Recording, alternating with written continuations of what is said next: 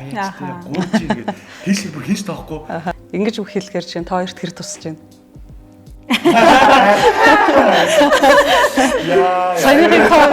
Саяныхыг та хоёр өөрсдийнхөө орчуулвал Амьтны эрхийг хамгаалахын тулд хүн өөрөө заавал амьтан байхгүй шүү дээ. өөрийнх нь туршлагыг яриулах гэсэн чинь баяраа талархлаа илэрхийлэх. Их ус төрч болж байгаа юм байна.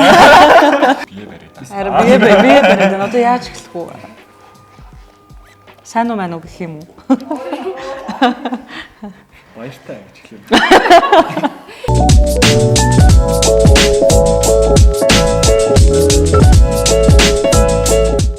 Төсөгчдийн холбооноос UB Live сайттай хамтран үргэж байгаа.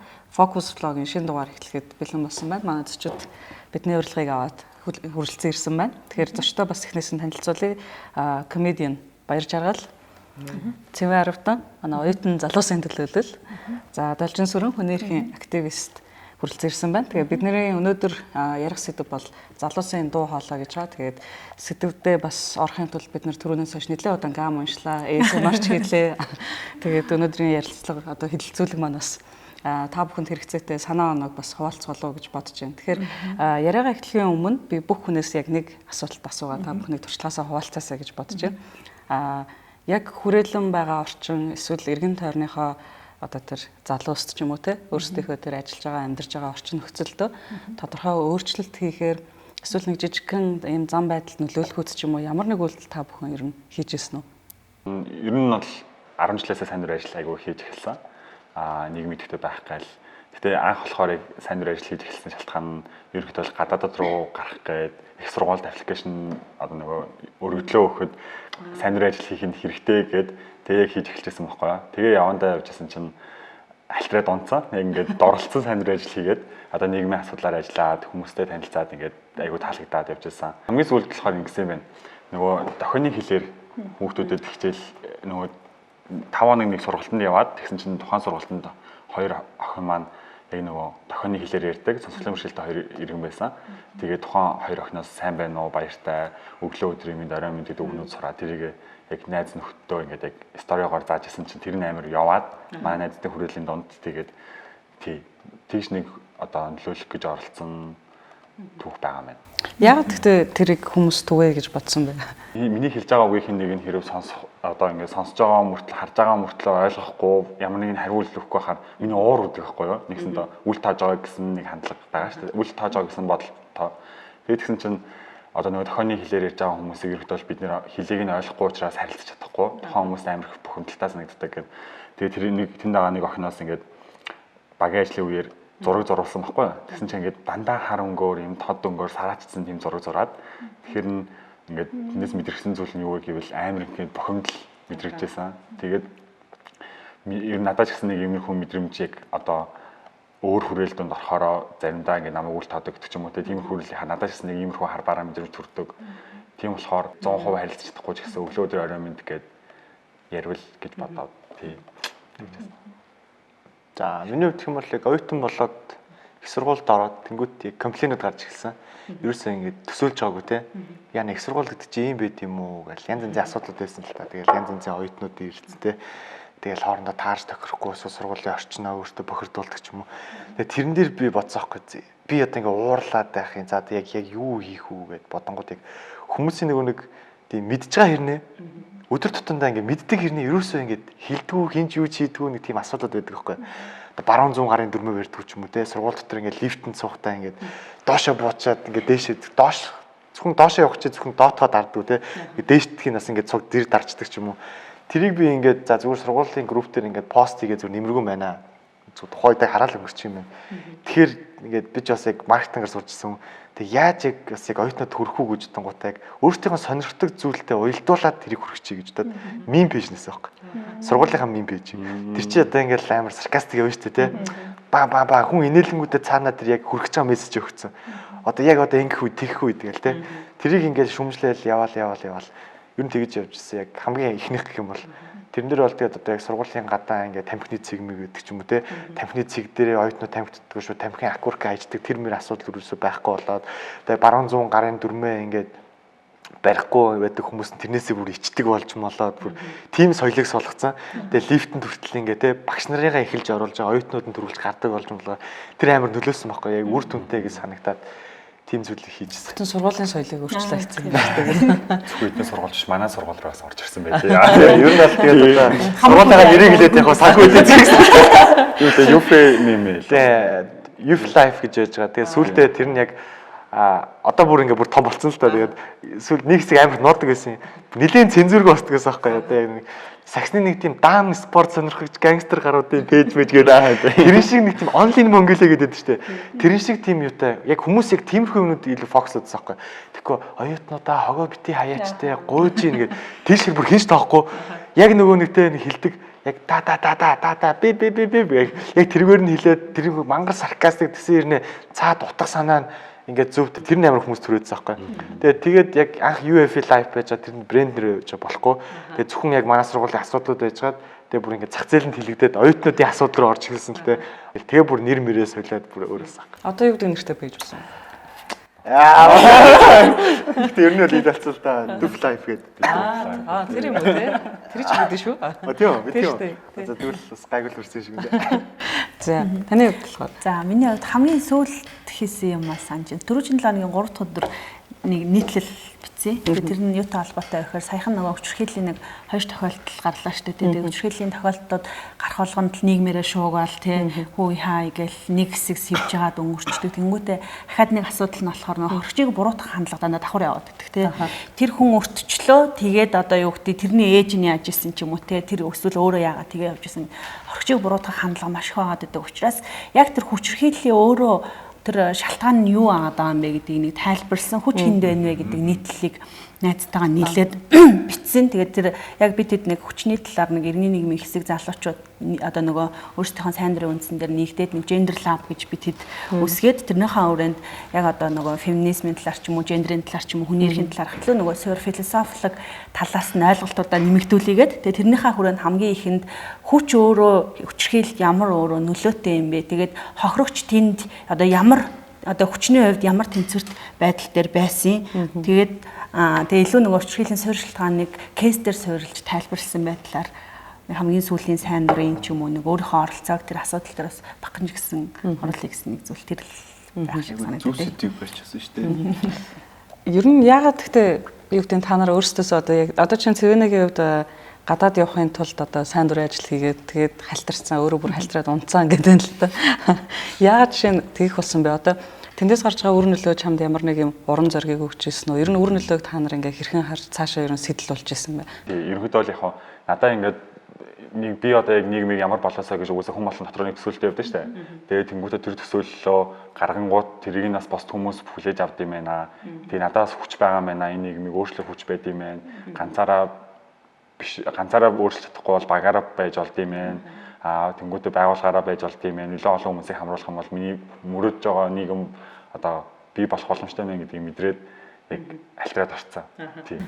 Баяраагаас болохоор асуултаа арай жоохон өөрөөр солиё гэж үзье. Ялангуяа ягаад тэгэхээр үр нөлөөгөө өгөөд пэйж нь ингээд цаашаа хөгжсөн юм байна. Тэгээ ялангуяа түүхийг нь сонсохоор залуус нөгөө өөрсдийнх нь хэлээр ялангуяа мессежээ хүргэсэн нь бас их даваа тал болсон юм болов уу гэж харагдаад байна л та. Тэгэхээр ялангуяа залуус юу гэдэг тэр өөрчлөлтийг хийхэд өөрсдөөсөө эхлэхэд гэдэг ч юм уу тохирсон хэлээр нь тохирсон мессежээр нь ярих нь бас их чухал байна уу? Ер нь ингээд чи одоо ажиллаа хийхэд ч гэсэн ингээд эднэр яаж анзаарэгддэг вэ?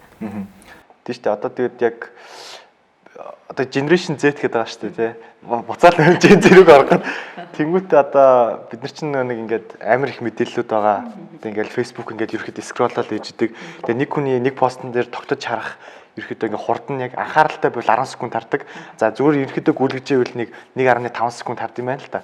Тэр хооронд л бид нар ингээд одоо том байгууллагууд те бүтээгдэхүүн үйлчлэгээнийхээ үн цэнийг шингээсэн. Тэгээ тийм нэг анхаарал татах үз юмнууд хийх тийм сорилттой тулгарч байгаа байхгүй. Тэгээ сүүлийн үед хараад тангууд одоо клиникс ч гэдэм үү те одоо би брэнд эсвэл одоо янз янзын байгууллагууд мим гэдэг зүйлтэй ингээд өөрсдийн бүтээгдэхүүн үйлчлэгээ уялдуулаад яг зорилттой зах зээлтэй тэр нэг хурж илүү сайн ингээд өмнөх зүгээр ингээд уламжлалт байсан дизайнерын амар их цаг ингээд шаардсан тэр построос илүү их тэр ингээд бүтээгдэхүүн үйлчлэгээнийх нь үн цэнийг ихсгээд ч юм уу хүмүүст мэдээлэлээ хүргээд яваад байгаа юм л та.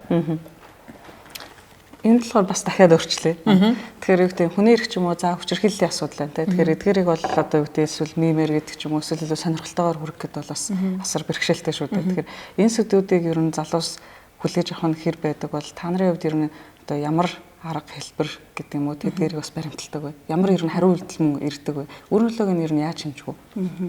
Харин тий. Одоо нөгөө айгүй ингээл сэдвээ ерөнхий ярих тусам хүнд хүрэх ч юм уу буух байдал нь өөрөө бидний яг хүсэжсэн шиг байхгүй шүү дээ. Тэгэхээр ямар бүлэгтэй ажиллах гэж байгаа, ямар хүмүүстэй ажиллах гэж байгаа, ямар насны хүмүүсийн гэдгийнхаа бид нар хамгийн түрүүнд нөгөө онцлогтон суурилсан байдлаар контентоо гаргах нь маш чухал. Тэгээ манай байгууллага 2015 онд залуучуудын донд маскулинити буюу яг эрэгтэйчүүдийн гендерийн асуудлын чиглэлээр хилцүүлэг хийж хагаад эргээд нөгөө залуучуудаар нь яг эрэгтэйчүүдийн гендрийг та нар өөрсдийнхоороо тайлбарлаач гингүү залуучууд өөрсдөө пострууд гаргаад ирж байгаа. Тэгээ одоо чинь манай нулимсэнд хүүс байхгүй ч юм уу те тэрийг илэрхийлсэн тэнгүүтээ эр хүн яагаад уйлжлахгүй гэж гэдгээ ч нөгөө илэрхийлсэн. Эргээд нөгөө залуучуудынхаа хэлэлцүүлгээр тэднэрээр контентууд гаргаад тэрийг одоо юу гэдэг нь сошиал медиагаар цацсангууд нэрээ нулимсэнд чинь хүүс яд юм уу эрэгтэй хүн яагаад уйлж болохгүй гэж ч юм уу гэд ямар нэгэн өгөгдөл дээр суйрлангууд нь хүлээж авч байгаа байдал нь арай өөр ч юм уу те байгаад байдаг. Тэгэхээр тэр нэг хэдий хүнд сэдв ч юм уу эсвэл нөх айгүй ерөнхий асуудал байлаа гэхэд хэрвээ бид нар оновчтой контентоо гаргаж чадах юм бол ямар ч насны хүмүүст өөрсдөө мэдээлэл өгөх боломжтой байна. Тэгэхээр өнөөдөр урьсан зочд маань юу гэдэг өөрсдийнхөө оролцооны хувьд гэдэг юм уу бас тодорхой хэмжээнд ингээд хийсэн зүйлстэй хүмүүс байгаад байна л та. Тэгэхээр нэг асуулт асуух гэсэн. Та нарын жишээ найз нөхөд чинь эргэн тойрныхан чинь хинэтэ гэж хочилж ирсэн удаа байгаа юу? Баярагийн хувьд жишээ нь ялангуяа анх пэйж эхлүүлэхдээ өөрийгөө нууцлж ирсэн гэдэг ч байгаа шүү дээ. Тэгэхээр хинэтэ гэж шоолуулахаас эмээгээд нууж исэн юм болоо эсвэл та хоёрын хувьд ч гэсэн бас ямар туршлага байдаг вэ? Яа тэгэхээр залуус бусдыгаа урайлах ийм оролцоонд одоо бас төдийлөн идэвхтэй байдаггүй ийм маяг анзаарагдаад байдаг. Тэгэхээр харьцангуй ийм идэвхтэй байхад та нарт бас ямар ийм магадгүй сорилтууд ч юм уу те тулгардаг бол те. За ер нь бол тэр пэйжийн хувьд бол зүгээр нуугтыг гэж бол бодоагүй. Явандаагүйсаа өөрийгөө ил болгох цаг хугацааны асуудлаасаа надаас хамгийн гол нь шал өөр характер байгаадсан байхгүй. Тэгэхээр сүүлдээ нөгөөтгөө ингээд яг нэг сайн нэг Амараграм гэдэг нэг тийм виртуал модель гараад ирсэн шиг тэр тийм виртуал нэг тийм характер болгоод ингээд нэг өөрийнх нь найз шиг хөгжүүлээд нэг тийм концепт гаргаад ирсэн байхгүй. За тэнгуүтээ яг нийгэм одоо нэг амар тийм дарах тийм үзэл бас байна л да. Хин нэг яг хийж бүтээгээд хийхээр ой энэ стандартын амбицтай тэргэл те. Энэ ста худлаа чи одоо болоочтой миний өгш одоо болоо тэргэл те. Бас ингээд сошиал дээр жишээлбэл одоо тэгж байгаа байхгүй. Хин нэг ингээд амар гоё юм ийгээл тэнгуут ингээл доотлолт нь ингээл муулангуу те юм хийж байгаа нэг нэ болоочтой гэл. За муулах хэрэггүй мэн за сайлыг гэдэнгүүт чадахгүй байгаа нэг нэ бити хөөргөлдөө гэл те. Тэгэл за ингээд чимээгүй бай гэл тэнгуут нөгөөдөл нь одоо үеийнхээс тань амар чимээгүй болсон гэж орж ирэл. За ингээд за чимээтэй байх хэвээр тань амбицтай алаад их юм чи эдний үеийнх үнэн амбицтай. Тэгэл бүр нэг юм болгонд энэ юм болгонд тоож явах юм аа тэгэл. Нэг тийм нэг дарах үзэлтэй болсон. Тэр нь одоо яг амар олон хүмүүсийг зүгээр ингээд дараад те яг ингээд эхлийн зэг дээр нь ингээд бараг эхлээгүй байхад ингээд болиулаад байгаа ч юм уу тийм байгаад байгаа юм л та. Тэгэхээр яах вэ? Тэгэхээр одоо зүгээр л мөрөөрөөл байх хэрэгтэй болов гэж боддог. Одоо би ингэж боддог байхгүй. Хэрвээ өөрт нь ямар нэгэн зүйл таалагдахгүй байхад тэр хүнд таалагдахгүй байлаа гэд бусад хүмүүс ч гэсэн таалагдахгүй байх албагүй байхгүй. Амар тийм нэг ингээд балиар энерги цацаад байдаг хүмүүс байдаг шүү дээ. Йоо энэ ямар тэнэг юм бэ гэж бодонгод тэр хүмүүс нь зүр бодоогүй байсан хүмүүс нь нэрэж тэнэг юм уу та гэж бодоод тэгээд ер нь гэдэг тиймэрхүү үсэд яваад байгаа. Цэвэнэ хинэтэ гэж шоолуулж ирсэн. Түрүү яг айгуу тэгсэн юм шиг царай гаргасан асуулт байна.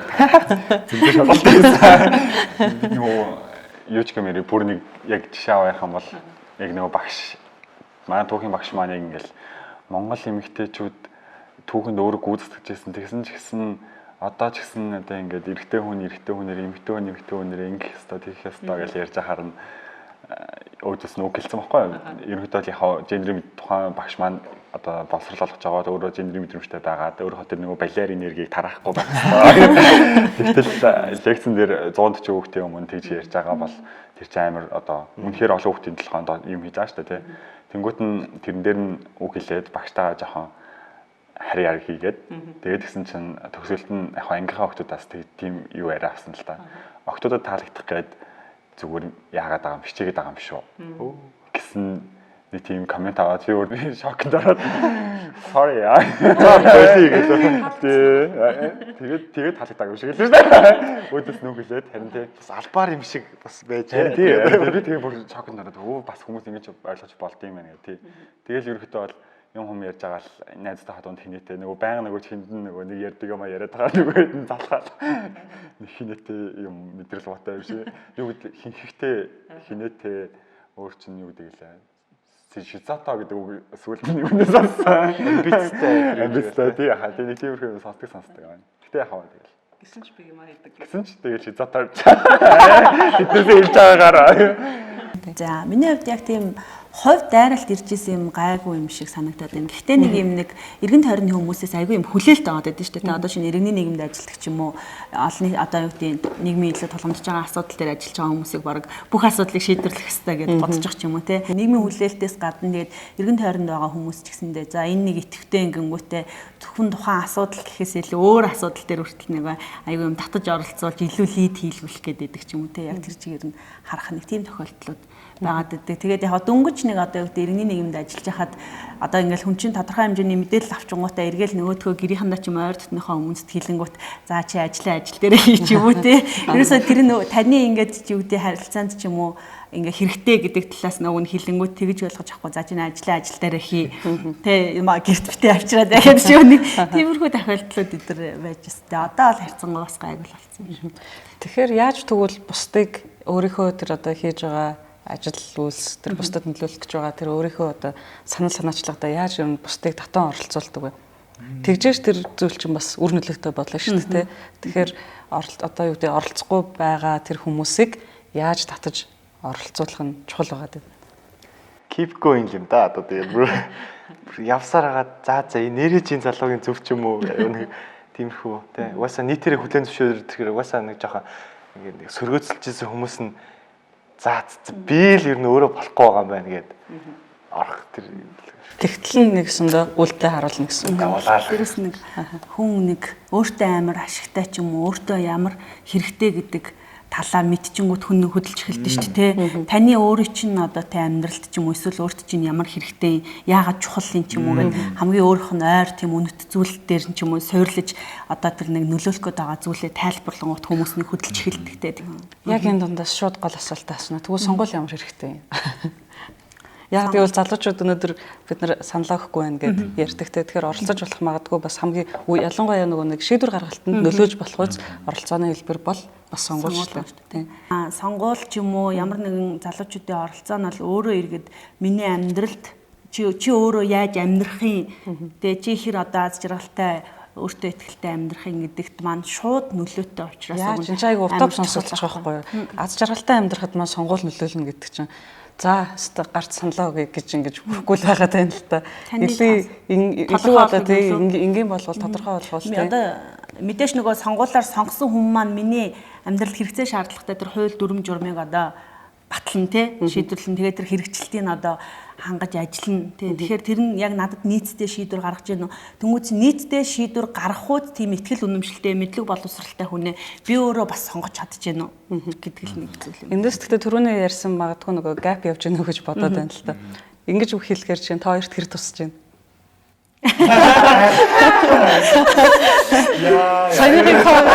Саяныхыг та хоёр өөрсдийнхөө орчуулаад эсвэл зүгээр байна уу дажгүй байна уу? Яг тий дажгүй л дээ.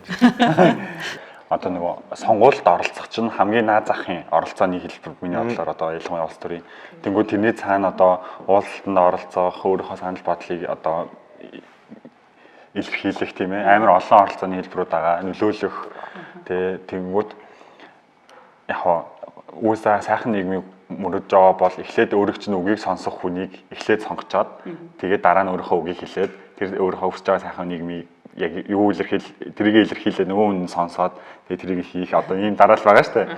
Тэнгүүд яг хамгийн наадал нь оролцох сонгуулаа өгөх ёстой. Тэгжээж цаашаа дараач хаалханд орно. Тэгэхээр дараагийн хаалхмыг хийхин тулд гол нь зөв хүний гаргаж ирэх ёстой. Зөв хүн гэж хэлэх нь зөв мөөрөө сонгуулийг орчлаа шиг санагдаад байгаа. Тий яг өөрөө ч үгийг сонсох хүнийг гаргаж ирэх ёстой л гэж бодож байна. Тий. Яг саяны асуултыг асуусан шалтгаан гэвэл өшөө илүү нөгөө задлж ирэх гэсэн. Яг тэгэхээр яг саяныхаар одоо бид нар ярьлаа л да өнгөрсөн сонгуулийн хугацаанд олон компанид ажлуудыг хийлээ тий. За чи сонгуулийн өдөр очиод саналаа өгчих. Тэгээд л ерөөсө чиний үгийг сонсох юм байна. Нийгэмд өөрчлөлт гарах юм байна. Чиний аз жаргал бол одоо сонгуулиас хамаарах гад байна гэдэг. Гэтэл ганцхан өдөр очиод саналаа өгсөн. Гарсан үр дүн бидэнд бас ингээд залуучуудын постыг харуул таалагдаагүйгээ янз байгаад байгаа.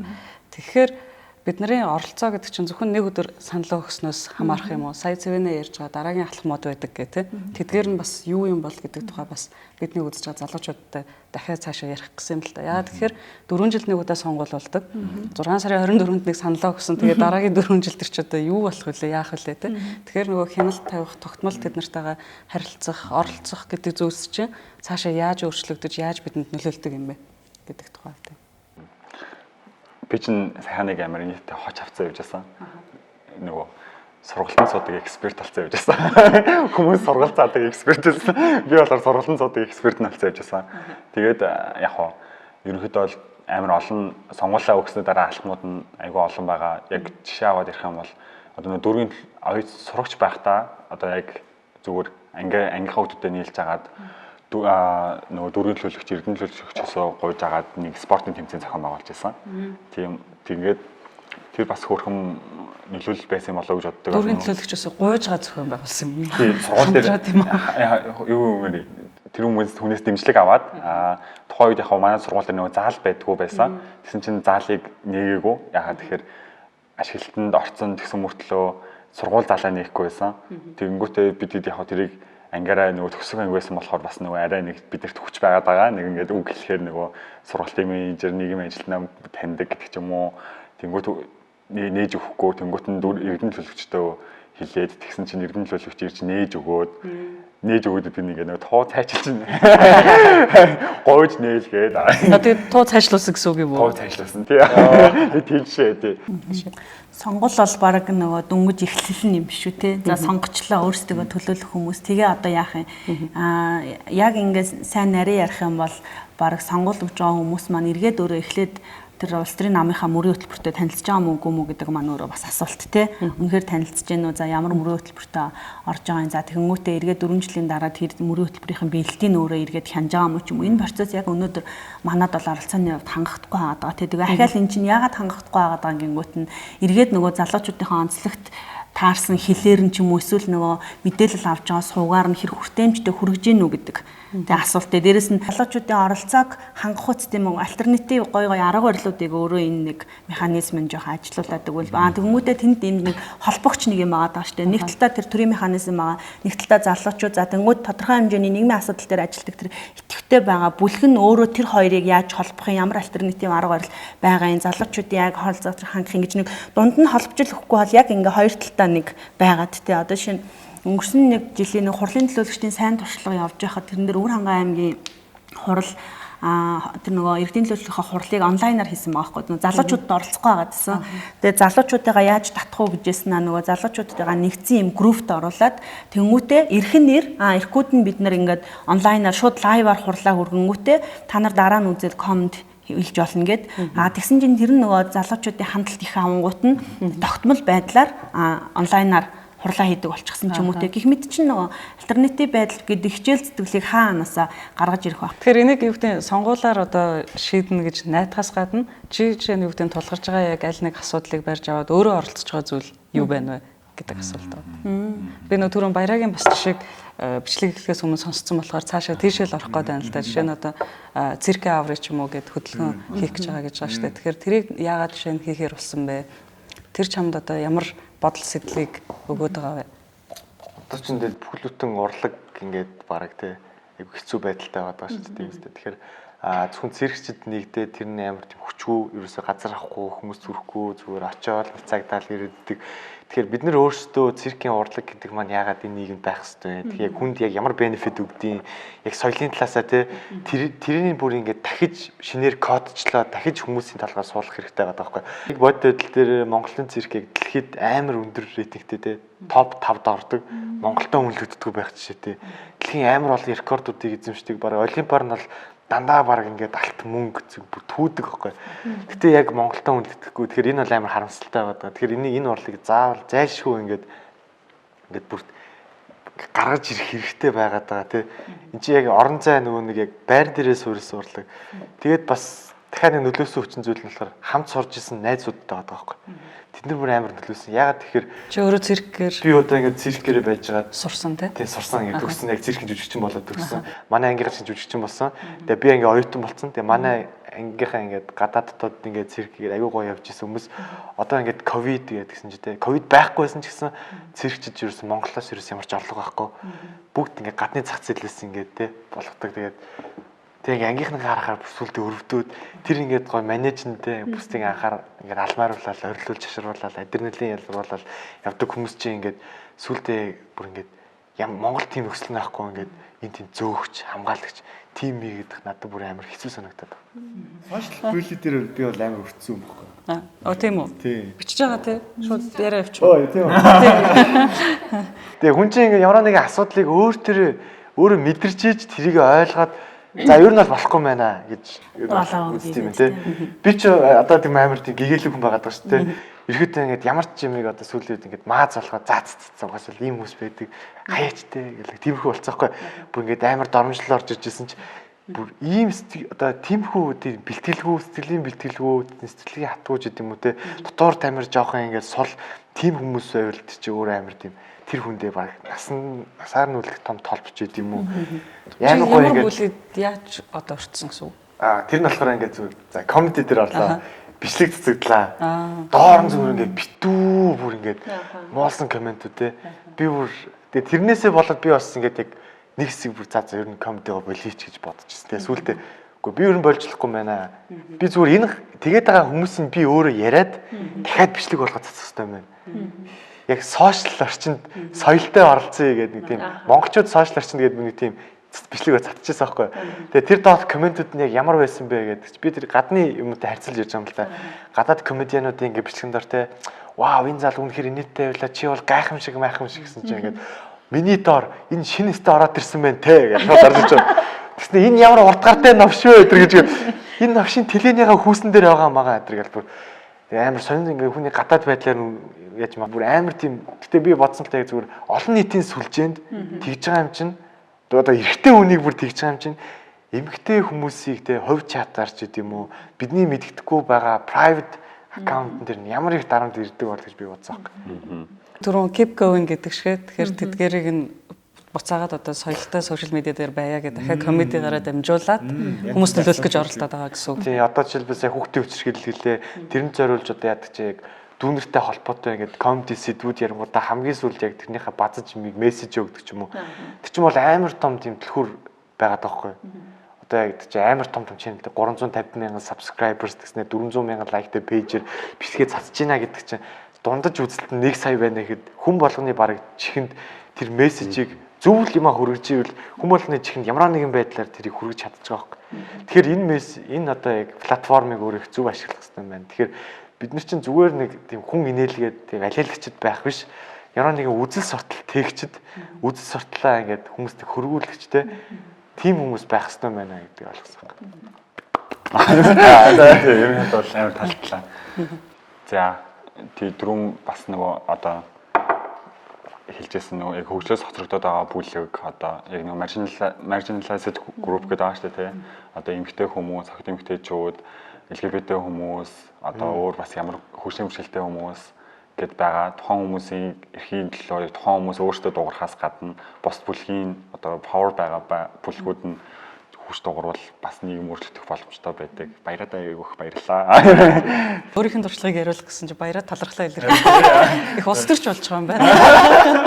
Би хүн байгаагүй. Санагдсан нэг юм нөгөө нэг тийм LGBT хоёрын хооронд relationship хийцээс аахгүй.